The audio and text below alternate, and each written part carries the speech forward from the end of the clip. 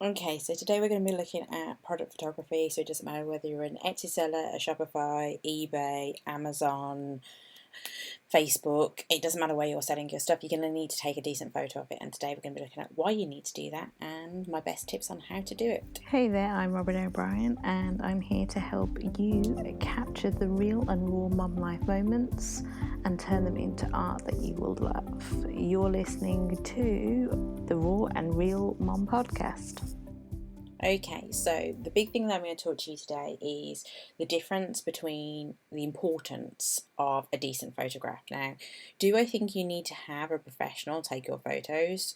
Well, that comes down to how much you're willing to put the effort in and actually learn the best techniques, the best methods to get product photography to work for you. So when we talk about the importance of photography and why you want it, and to really get a consistent and logical approach to how you want to do this, we need to talk about why. So 90% of the information transmitted to your brain is visual, and therefore having a good first impression, having a good image kind of builds on your brand. It builds on that feeling of trust and likability. 93% of consumers said that they consider a visual appearance is a key indicating factor on whether to purchase something or not, because it's like the transparency of being able to see what you're getting before it arrives. You know, we've all kind of gone on eBay and bought something and then it's got here and we're like, those photos were slightly misleading. So we hope that by being able to see the actual product, we build trust. And the quality of that photo gives us the impression of how good you are as a business, okay? The better quality the photo, the more they're going to trust you and then potentially buy from you. So this is why we need to have it. Now, the reason why most people, especially for people who are doing things like Etsy and Amazon and eBay, need to think about it is if you were to buy a professional person into this thing and ask them to do 7 to 10 images for one product, which is what we recommend out there. There are a variety of shots that you need to kind of capture. That can set yourself back somewhere between $200 and $500. Okay, and then therefore you need to think about that.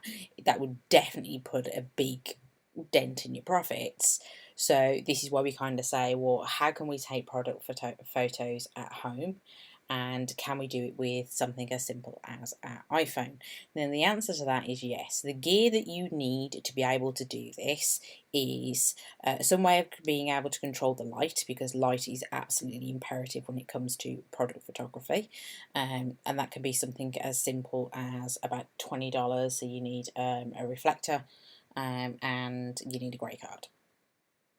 That's it to master your lighting for product photography. And I can do a really, really good shot based on just those two pieces of technology, those two tools. The next thing you're obviously going to need is a decent camera. Now, what I will say to you is the latest smartphone technology is pretty good cameras. It's going to outdo any of your cheap cameras that you can buy from Walmart or Target or anything like that, okay? So you need to consider the technology they put in there is good enough, but the difference is you've got to be able to use it. I do not recommend that people do this on auto, okay? You need to have some kind of understanding of how to manipulate your camera settings and work within pro mode, okay? Because the different kinds of shots that you're going to take are going to need to be able to be manipulated. So it's not just as simple as saying, yeah, pick up your phone and take a quick snapshot. No, it's not that simple, because you need to be thinking about your lenses. You need to be thinking about the fact that you don't want to be shooting wide. You really do want to have, if you're working with your smartphone, then I would be recommending that you get a telephoto lens. If you're working with a DSLR, I would definitely be recommending a macro lens to you. So there's different ways of kind of looking at this to make sure that you fully grasp. It comes down to how good you want to be, and that comes down to how much you want to sell. What I will say to you is there are certain settings that would definitely help, but most importantly, the thing where people kind of get trapped is there are two types of product photography. There's your clear cut plain backgrounds. Traditionally you'll see these as white backgrounds, black backgrounds. Very popular at the moment on Instagram is the coloured backgrounds, but either way it's a plain simple background. And the reasons why these work so well is because it emphasizes the product. Okay, you've got a beautiful negative space around the product, and then 9 times out of 10 it's fairly simple in terms of you might have a hanging shop for clothes, or the invisible mannequin. If you're going down the Etsy route in terms of jewellery and handcrafts, you might go for being able to do it on a simple white background to emphasise that. The other style of product photography is the contextual lifestyle product photos, which basically just means, where would somebody use this? So it's a model wearing a piece of jewellery, it's a model wearing clothes, it's somebody out and about using your product. Okay, so it's just something to bear in mind when you think about that. One of the big things that I find, one of the easiest and simple mistakes that I see, is people don't shoot for the platform they're on. So if you're on Amazon, then they have a very specific specification on how you should optimize your product photos. And it's the same for Etsy and Shopify and eBay. Okay, they all have their own specifications on how to shoot for a product. It's really, really important that you take that in mind. So if you are cross-platforming and being able to sell in multiple platforms, you need to be able to determine and potentially take more than one photo to make sure that the specification meets that requirement. Okay, so when we talk about the different types of shots, I tend to find that there are 5 shots that work really, really well. I have 6 in my list. Okay, so I'm just going to go through the 5. You want to know what the 6th one is, you need to head over to the blog and have a quick read, okay, because obviously I want to keep this nice and short and snappy for you. There's the individual shot, like we said, a traditional plain background. You've got your lifestyle shot, that was the second one. Then you've got your scale shots, okay, so being able to see the size of the product based on its environment. Now you can kind of put that in with the lifestyle one underneath it, because if you're doing a good lifestyle, you might be able to scale it better. Then you've got your detailed shots. You want to highlight a specific product feature, that kind of thing. And then if you've got a range of products, so I don't know, let's say that you're doing jewellery and you've got a pair of earrings, you might want to do a group shot where you showcase the collection together, or show off any variants that you have. So if you have it in blue and then you have it in red and then you have it in green, you might want to show off the variants that are there to be able to do that kind of, if you like this, you might like this as well kind of situation. Okay, so they're your shots. Okay, I do go into much more detail on the blog, so if you do want to jump over there and kind of see an example of these different things, they're over there. The next thing you're really, really going to need to think about is my big top tips for you. So you've got to master your lighting. 100% you've got to master that lighting. You've got to make sure that you are consistent in your lighting approach. Okay, so it's not just a case of saying I'm just always going to take my photos in this way. One of the best things I can recommend to you is that you actually create yourself a product style guide. Okay, so where you sit down and you say, I'm going to take 3 photos. One's going to be a white background, one's going to be a lifestyle situation, and one's going to be a close-up of the details. Great, okay. The white one is always going to be done with artificial lighting.